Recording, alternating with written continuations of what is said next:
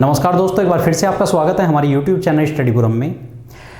Speed math series के इस video में हम बात करेंगे कुछ स्पेशल केसेस की कि कैसे हम सर्टेन केसेस में एडिशन और मल्टीप्लिकेशन बहुत इजीली कर सकते हैं। सबसे पहले हम बात करेंगे एडिशन की। देखिए, यदि कभी इस तरह की सिचुएशन हमारे सामने आती है कि कोई सिंगल डिजिट नंबर अपने आप को रिपीट कर रहा है और रिपीट इस तरह कर रहा है कि 1 बार, 2 बार, 3 बार, 4 बार, 5 बार, 6 बार, कितनी बार भी यदि वो आया हुआ है, तो उसका एडिशन हम इस तरह ना करके, देखिए इस क्वेश्चन का यदि हम एडिशन करेंगे तो इस तरह करना होगा।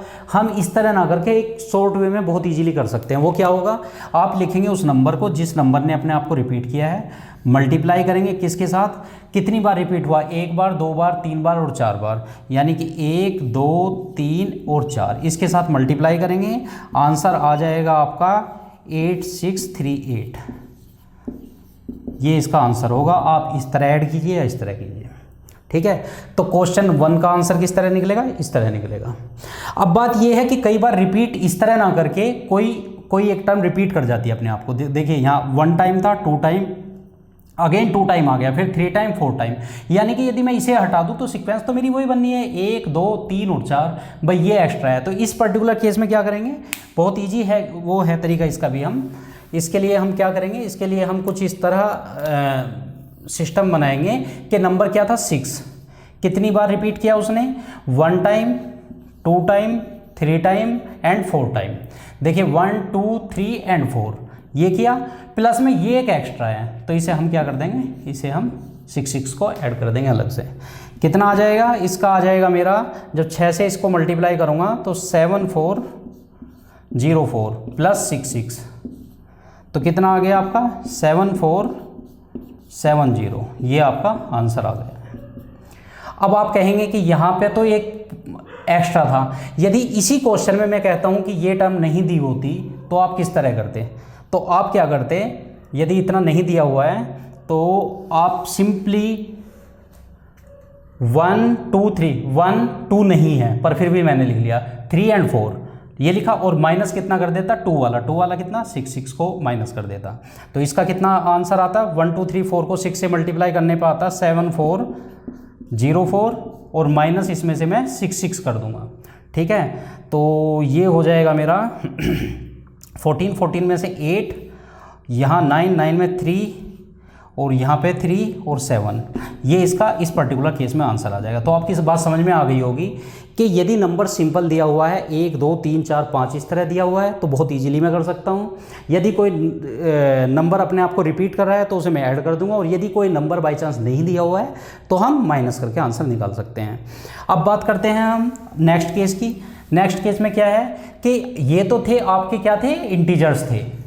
ये क्या थे, ये आपके, ये क्वेश्चन कुछ इस तरह था, इसे लिख देता हूं मैं। ये क्या थे, ये इंटीजर्स के केस थे। अब यदि बात आती है हमारी पॉइंट्स में, तो पॉइंट्स में किस तरह करेंगे, तो देखिए सिंपल है इसमें भी। इसमें आप उस नंबर को लिखेंगे जिसने रिपीट किया हुआ है, 2 मल्टीप्लाई करेंगे किसके साथ। अब देखिए single time, double, triple, 4 and 5, तो इसमें हम इंटीजर के केस में लिखते थे 1, 2, 3, 4, 5, बट यदि पॉइंट्स का आएगा तो उसमें हम उसे रिवर्स कर देंगे। हम क्या करेंगे, मैक्सिमम कितना है 5, तो 5, 4, 3, 2 एंड 1, और यहाँ पे पॉइंट्स लगा लेंगे। इतना ध्यान रखना है हमें बस, ठीक है। पॉइंट्स लगा के और इसकी मल्टीप्लाई, यदि इसकी मल्टीप्लाई आप करेंगे तो इसका आंसर आ जाएगा 108,642, और पॉइंट कितने, 2, 2, 4, 5, 5, 2, 2, 4, 5, यहाँ पे पॉइंट आ जाएगा। ये आपका आंसर आ चुका इस केस में, ठीक है। तो अगेन रिपीट कर देता हूँ, यदि इंटीजर है तो हम क्या लिखते हैं 1, 2, 3, 4, 5, और यदि पॉइंट्स में नंबर दिया हुआ है तो हम उसको रिवर्स कर देंगे, क्या लिखेंगे 5, 4, 2, यानी कि मैक्सिमम फ्रीक्वेंसी पहले लिखी जाएगी और फिर घटते हुए क्रम में। और यदि इंटीजर दिया हुआ है तो हम बढ़ते हुए क्रम में फ्रीक्वेंसी को लिखेंगे। ये इसका आंसर हो गया। अब बात करते हैं हम नेक्स्ट क्वेश्चन की। नेक्स्ट क्वेश्चन में क्या दिया हुआ है, 9.999. अब देखिए इसमें क्या है, ये पोर्शन जो है ये तो मेरा इंटीजर पोर्शन है ना, तो आप क्या करेंगे 9 इंटू कितनी बार आया, 1, 2, 3, 4, 9 इंटू 4 प्लस। अब बात करते हैं 0.9 की, कितना 1, 2, 3 एंड 4। तो 9 को किसके साथ मल्टीप्लाई करना आपको करना है 0.4321, ठीक है। ये आ जाएगा। ये था इसके लिए आंसर। अब हम बात करते हैं क्वेश्चन नंबर 5 की। क्वेश्चन 5 की बात करेंगे तो देखिए इसमें क्या दिया हुआ है, मतलब आपको एक इंटीजर पोर्शन दिया हुआ है और उसके साथ में क्या है, फ्रैक्शन भी है।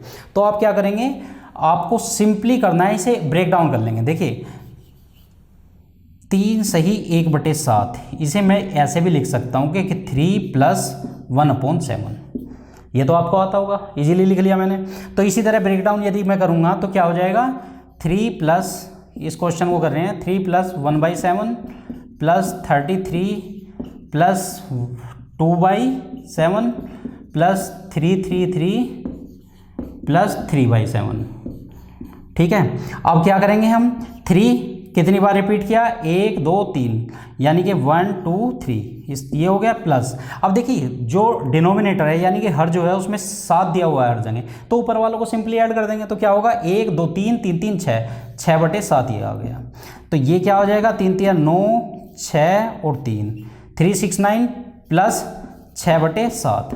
तो इसे क्या लिख सकता हूँ मैं, 369 6/7। ये आंसर आ गया इसका। तो अगेन रिपीट कर देता हूँ कि ये सीक्वेंस प्रॉपर होनी चाहिए। यदि कुछ छूट गया है तो उसे अलग से आपको माइनस करना पड़ेगा, और यदि कोई एडिशनल है तो उसे अलग से ऐड करके आप इजीली निकाल सकते हैं। ये बात हो गई एडिशन की। अब हम बात करते हैं मल्टीप्लिकेशन की। तो देखिए मल्टीप्लिकेशन के केस में मैं लूँगा कि यदि सिंगल डिजिट नंबर को आपको 9 की फ्रीक्वेंसी के साथ मल्टीप्लाई करना है, वो कैसे। तो आइए बात करते हैं मल्टीप्लिकेशन के उस स्पेशल केस की जिसकी आज हम इस वीडियो में बात करने वाले हैं। तो देखिए कभी भी यदि सिंगल डिजिट नंबर, ये कंडीशन क्या है, ये सिंगल डिजिट होना चाहिए, वो कुछ भी हो सकता है, लेके आपका 2 से और 9 तक कोई भी नंबर हो सकता है, उसकी आपको कितने भी नंबर ऑफ 9 दिए हुए हैं उसके साथ मल्टीप्लाई करना तो बहुत ईजी है। करना क्या है, आप करेंगे जैसे इस 3 की इस 9 के साथ मल्टीप्लाई कीजिए, 9 तिया 27, तो आप क्या लिखेंगे, आप लिखेंगे 2 और 7, और जितने 9 बचे, कितने बचे थे, 2 9 बचे, इन्हें बीच में लिख दीजिए आप, आपका आंसर आ चुका। इस केस में क्या होगा, अगेन 5 की ना 5 45, तो कितना आ जाएगा, 4 और 5, बीच में कितने 9 बचे हुए हैं, बीच में बचे हुए हैं आपके 5, 1 2 3 4 और 5, तो 5 9 आपका आंसर आ चुका है। इसमें क्या होगा, 7 में 63, तो आपका क्या आ जाएगा, 6 और 3, बीच में 9 कितने हैं, देखिए इतने 9, यानी कि एक 9 हमें छोड़ना है टोटल में से। टोटल कितने थे, टोटल थे आपके पास 6 में से गया 5, यानी कि 5 9 आप बीच में इस तरह लिख देंगे, ये आंसर आ गया। अगेन इस केस में 9 में 81, इसके साथ मल्टीप्लाई करेंगे हम तो कितना आ जाएगा, 8 और 1, 8 1, और कितने बचे आपके, 4 बचे, तो 4 9 आप बीच में लिख देंगे, आंसर आ गया। तो ये कुछ तरीके हैं, इन तरीकों को आप इम्प्लीमेंट करते रहिए, और इम्प्लीमेंट करना इसलिए ज़रूरी है क्योंकि देख के कोई नहीं सीख सकता। जब तक आप इनकी प्रैक्टिस नहीं करेंगे तब तक आपकी ये हैबिट में नहीं आएगा। आप प्रैक्टिस कीजिए, आपके बहुत टाइम सेविंग अप्रोच होंगी ये। And thanks for watching.